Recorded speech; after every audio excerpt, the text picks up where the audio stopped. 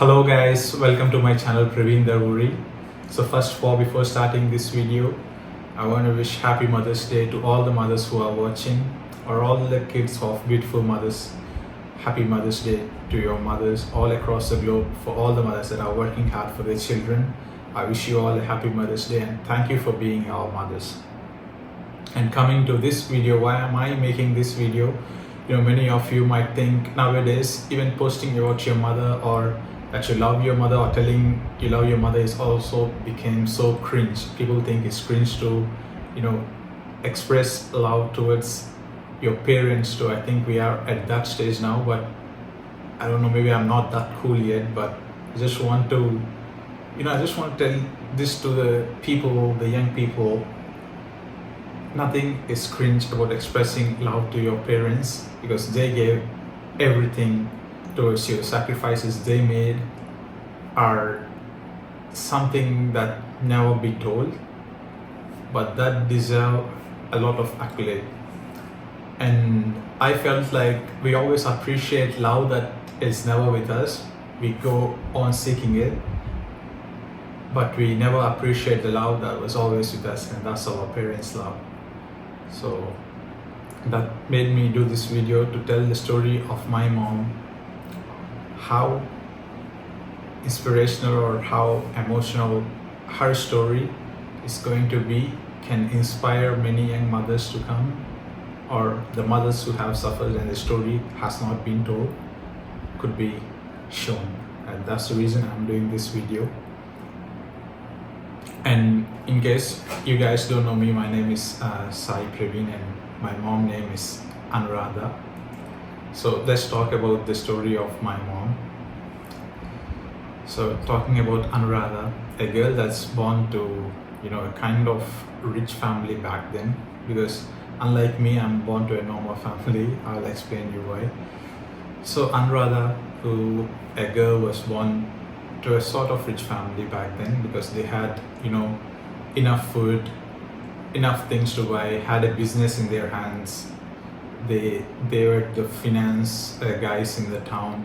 So Anuradha had everything in her hands when she was young. She used to go to shops, buy everything she wanted, not even pay, because the guys knows her father so well in the community, so she can go everywhere. So she was studying in best school, having best friends, enjoying life, and she had everything. Now my mother used to tell me that her father days she experienced is what we didn't even experience 1% of it. So that's how much she enjoyed life back then. When she was till 15, 16, everything was going good. But you know about life, right? Life never makes you go in a straight lane. It wants you to decline so bad, so it would make you feel the inclination is also good. So 15 years Anuradha was happy, enjoying her life with her sibling, with her mom, with her dad, going out, eating whatever she likes, having big family, everybody is relative, so many people coming to the house, and relatives, fun, family. So this was her life till 15. Now what happened at 15? So on one day her father goes out and comes back home feeling sick. Now there was a bit of confusion because he has this cough that doesn't go away for a month, and then people advise him to go look for a specialist and then get diagnosed. And now he goes and pathologist recommends send a biopsy to the lab. So back then they need to send the biopsy to Bombay because there was nothing here to diagnose. So they were waiting eagerly what's going to happen. Maybe it would be a positive news, so they don't need to worry anymore about the life. It was going peacefully then. And the result comes back, he's diagnosed with cancer. Now my mom says she was always surprised of this cancer, that because father never smoked. But the thing my mother didn't know was cancer doesn't come always with smoking. It comes with a lot of other risk factors. It could be genetic, or there could be no reason at all, like idiopathic. Yeah. So the news comes now. The life of Anuradha, this small girl, 15, 16-year-old girl, the dreams are shattered. the life comes down to the string. Now she just looks what's further, like looks at what further now, because all she knows was her father's love, and all she was under her father now. Would she be able to face the real world going out after, if something was about to her father? Or can she, a 15-year or 16-year-old, bear such a news when she was young that her father maybe would not be no more with her? So Anuradha was thinking so much. Now what happens was, hope is something that makes us go further and invest everything we have for tomorrow, and the reason is hope. So what they did was sold everything, whatever they had in their hands, just to get better treatment, and they traveled to Madras, and then they knew slowly their savings were all cutting out, because one hoped to get his health better. And did they do the right or wrong thing? Person's life is more important than any other thing on earth, and that's what I learned from this part of story. When it comes to life, give whatever you can to save the other person's life in front of you. And they did the right thing. They weren't thinking about what's going to happen, what they are going to live by, but then they just gave everything to see their father be okay. Now after a few days or few months in Madras Cancer Institute, they tell that we tried our best, but then now the treatment is not that advanced yet, and your father has maybe 3-4 months to live. Now Anuradha has nothing but tears in her eyes, and she was thinking, how would I live? How would I continue my life without the only man that I was roaming by?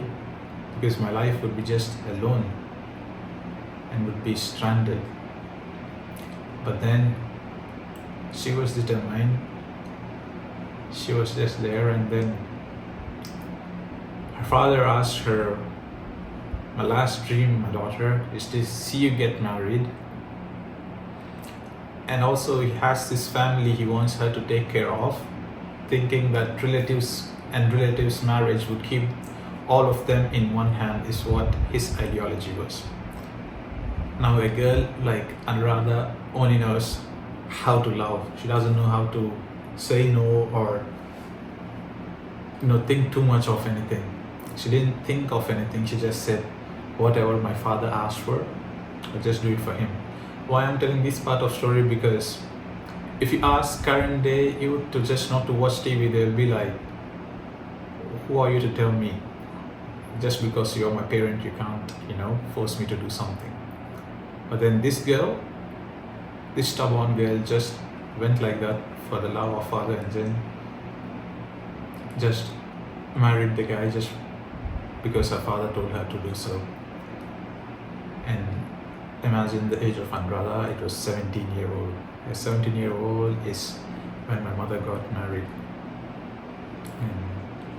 And it wasn't easy. I mean, I don't think it's easy for any girl to get married at young age, because maturity of life comes by experiences that we have in life, and the experiences happen as we age.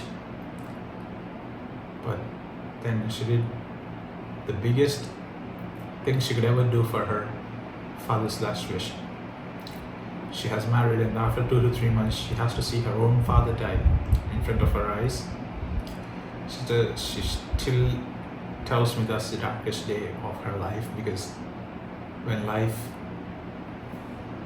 entirely turned upside down is that day. Now what happens when a father dies?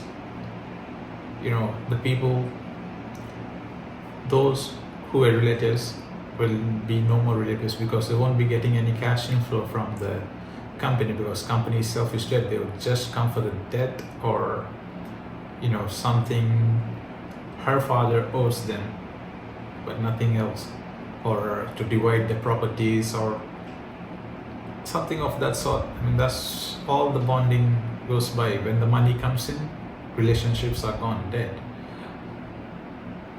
and it's easy for the society to put names on people or put blame on people instead of helping them. And whenever they see a widowed person or a widowed woman who's trying to manage kids, talking about my grandmother here, the only thing they know is this woman can be getting support from somewhere, or some guy, or some other thing. She could be doing something wrong.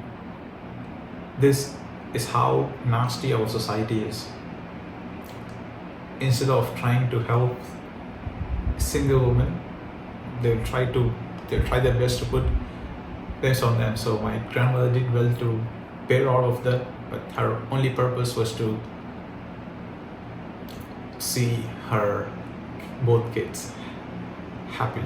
And I think she did the whatever she could. She ran small shops, she traveled places, she did whatever she could make to make these two guys prosper.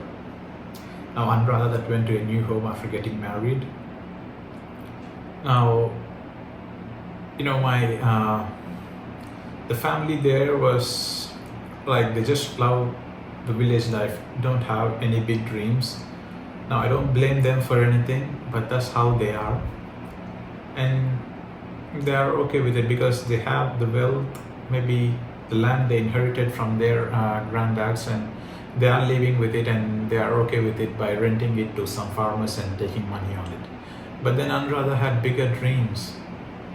She wanted her kids to live a life rather than in this village living on that money, which is very small to even have basic needs. So she decided one day that this doesn't gonna work. She doesn't blame anyone. My mother never complained on anyone or told me, because of that family or this family, I suffered or something. She just said she is the one that took initiative, because she thought if she had chose the path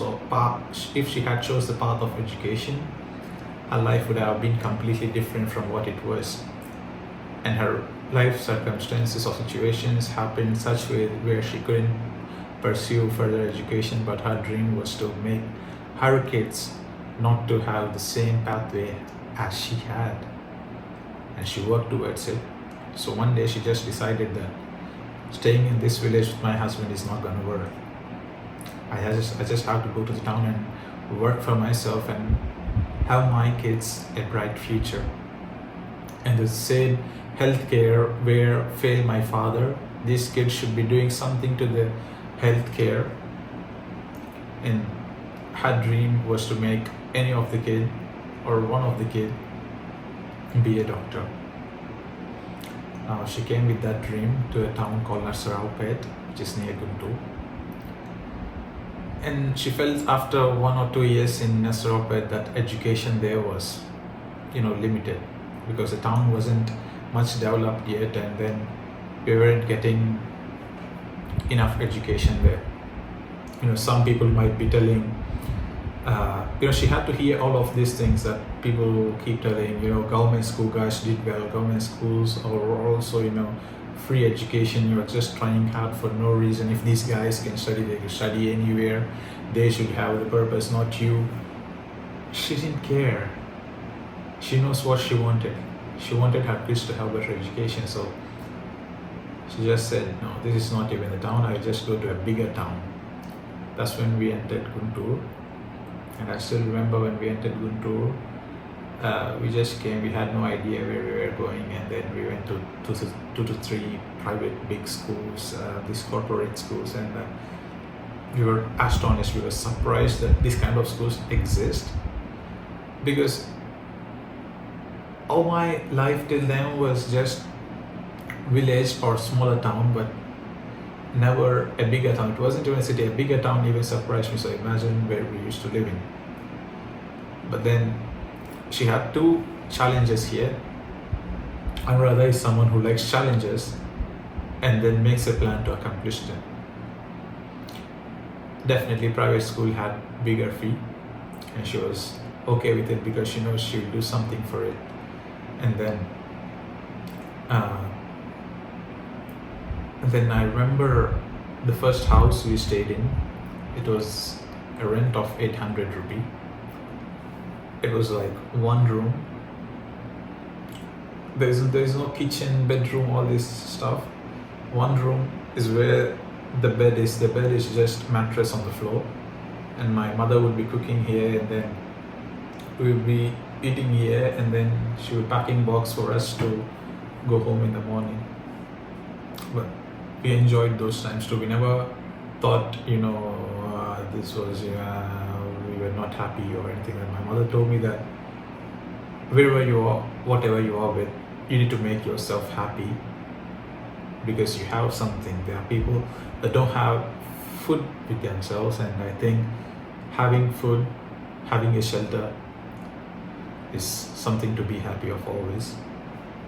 So we were okay with 800 rupee rent, and then I used to go to school, and this school had all these kids from, it was a corporate school back then, and it was only 30 students per room. They used to talk about how their houses are. They'd be showing me some boxes and all these quality bags, and talking about how their mom is in kitchen, how they have a washroom for themselves. And this 800 rupee rent room, we don't have a washroom. We need to walk back and use the washroom, common bathroom for everyone there, and come back. Yeah. And then I used to think, when would I have a room, or when would I have a apartment like room with a separate kitchen, separate bedroom, or like a home? When would I even see it or have it? So after that, my mother found herself a job in Cotton Association in Guntur, and then we kind of advanced a bit. We moved to 1,500 rupee rent room, and it was fine. Finally my dream of having a hall, bedroom and kitchen was fulfilled. But then it was very, very far away from our school or wherever the center is. But then it was going on because it was better than the previous one. So after that, life happened. It happened, and then in 2011, and this happened from 2007 to 2011, I guess. And in 2011 is when she saved money, whatever she could after working, and with loan she bought a home, finally a own home in Guntur. And there are people also that helped on loan basis and stuff. And you might think, why are you not thanking everyone that was part of it? There could be many people to achieve the victory, but there's only one that's rooting all of them, make them believe they can achieve victory, and that one is my mom. That's why I'm talking about my mom here particularly, because my mother's brother and my mother's mother also helped us a lot. But then talking about my mother particularly, because she is the one that always had idea of getting better in life and making my kids have a better life than me. So after getting this 2 BHK in the center, it was like a dream come true for me, having a own home in a bigger town. And now we are kind of being advanced. And then my mother kind of manages and maintains this balance for us to always, she never restricts too much, but then she never leaves us too much to study. So we had always this balance of studying and kind of watching cinema and other activities. So that's how we grew, and life was going good. But then life never goes good. Now 2011 life was going okay because we had our own home, okay, everything was going smooth. Life gives a break when 2013 my brother couldn't get into the state entrance exam because whatever the reason is, he tried his best, but then how Indian education system works, right? So now she didn't want to give up on medicine. And people told join in pharmacy or dentistry or agriculture for that, say, or BAMS, BHMS or anything. But she was like, I raised my kids for them to be doctors, so they should be one.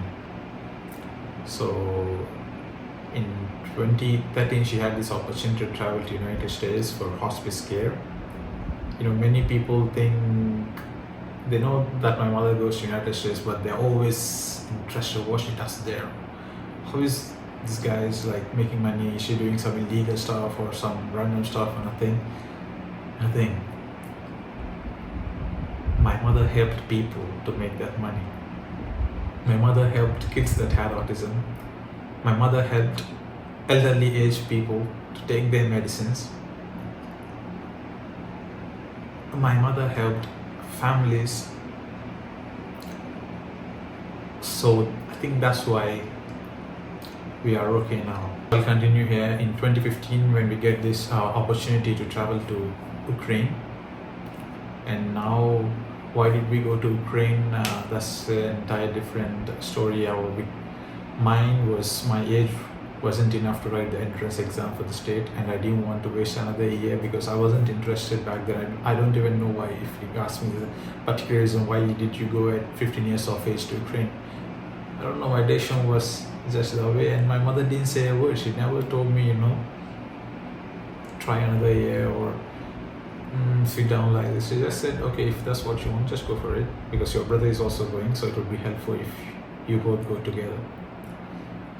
Starting 2015, making someone study medicine abroad is not easy as you think at all. They might be telling it will be finishing in 25 lakhs, or they might tell you it will be finishing in 50 lakh or 60 lakh. And we were of a family that don't have even money of 10 lakhs. I mean, those were the days I never seen 10 lakhs actually, to be honest. Yes. Her fees was more than she expected, and whenever we are living abroad, definitely there will be expenses of groceries, rent, traveling. And then she was ready for the challenge. She went there. Now, why she is great, or why this period of time is where my mother peaked as a human being, is because at this point of time, any mother who is an average mother, or any human being like me or like you who is an average human being that just want to relax for themselves, would think like, I would let these guys try again and again, get in a medical school in India for free, let them waste 2 to 3 years, let their mental health be gone. I don't care, because I want to relax myself. I will just be sitting home because I'll be getting the money from the assets I have. I could rent my home, or I could give my farm for farmers to farm and they pay me rent. These are the basic ideologies that you get, because your time is done, you just want to sit and chill. This woman didn't think it was her time yet. She thought, my kids should live better, and if it takes something from me, I'm ready for it. She sacrificed everything she could have had a better life, just sitting home, chilling, watching movies, or just going shopping, buying gold with whatever money she saved. Telling this,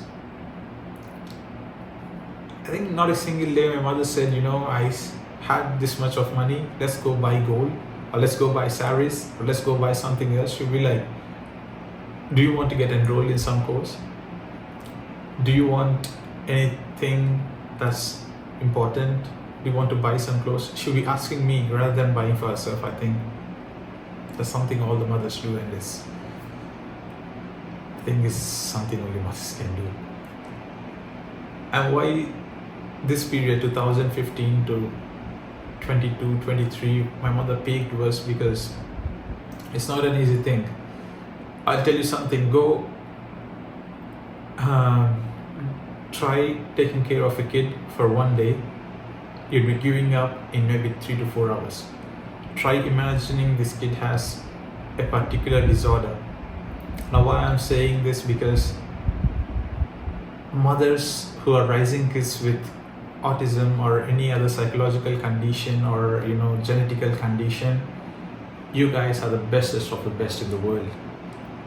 I mean, they fight so hard for this kid to be normal, and they will never take anything from anyone, the negative comments or anything. They just know their kid is the best in the world and they'll try anything for them. And then think I just go to such mothers, man. They are just awesome.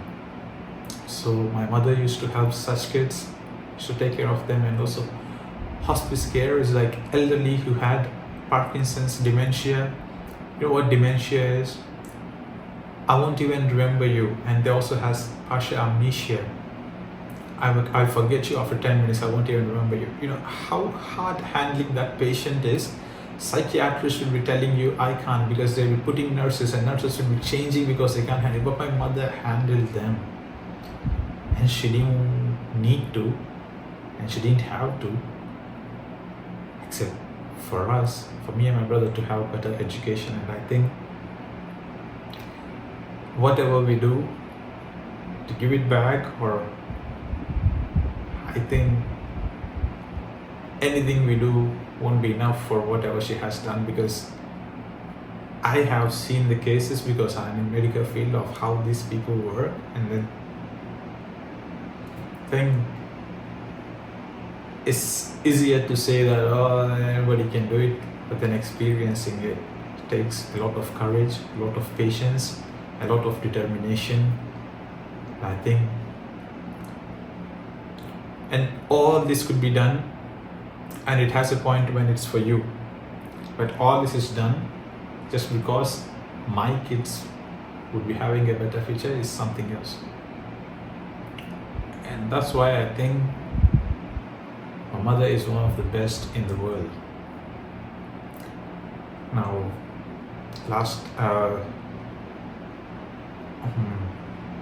for all her hard work, my brother has tried hard. He has qualified the Indian exam. He's giving back to her, and then very soon, with all the good things to happen, he'll probably get into PG and then pursue further education and fulfill her dream. And for me, for the past 2 years, hadn't been as much as expected. I keep trying, but then I don't know, things don't fall in place as I want to. And then all this time, you know, when you're graduated and you're alone, people try to say stuff, but they don't know what you're exactly going through, but they just want to throw words at you that, comparing with you with other guys. Through this all period, there's one woman who never said a word to me. She understood whatever I was going through. She would just say, take your time. I believe in you. If there's someone that believed in me, whatsoever, in whatever situation, I think it's only my mom. And it's sad I'm not in a position yet to give her anything back yet. And the best thing is she never expects anything from us to except having ourselves a better future. That's what she tells. Don't want anything from you except you guys changing lives of someone who also suffered like you, so you can change their story so they won't suffer as much as you did. And that's all she asks from us, that if you went through a suffering path, and if somebody is going through the same thing, you should be in a position where you can help them not to suffer as much as you did. And I think I'll try my best to live in such a way, and to be a better human being, to make this world a better place. And I think I could have not done much for my mother, but then I always tried within the small things I could. Because we are not like someone who could go out and spend, like all these young guys buying watches, buying chains, gold ornaments, or shirts and pants, because we always feel like there's so much of sweat that's put into this money and we should be responsible for it. And maybe there would come a time where we can earn it for ourselves and give it back to our mother, or give it back to someone who is in it. And I think that's all that matters, because I think people think my mother gave us education. Yes, she did. My mother gave us a good place to live in, a good life. I think best of all, my mother gave both of us a character which we travel through our whole life. And if I'm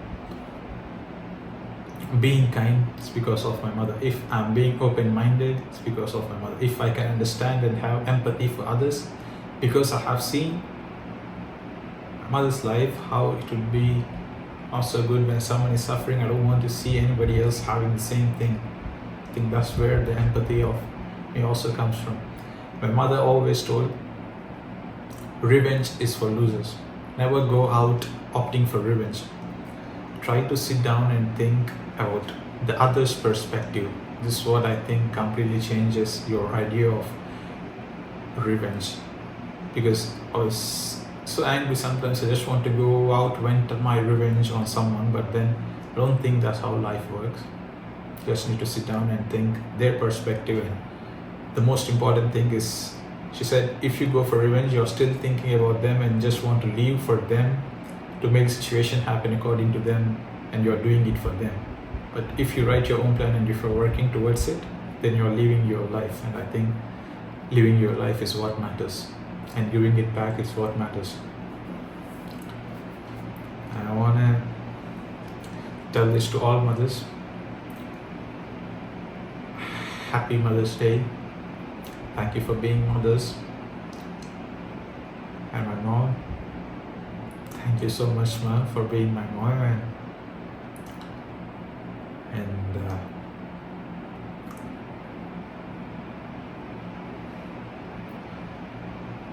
there might be many greatest mothers out there, but for me, you are always the greatest.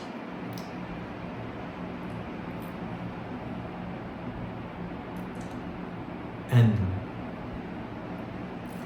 people might have seen only one side of you, but I have seen only side of you, and that is, my mom doesn't hate people, guys. My mom doesn't know how to hate. She just knows what's in her head. She just speaks it on your face. And I think that's what the present day guys don't have. And that's why my mother is not liked by everyone,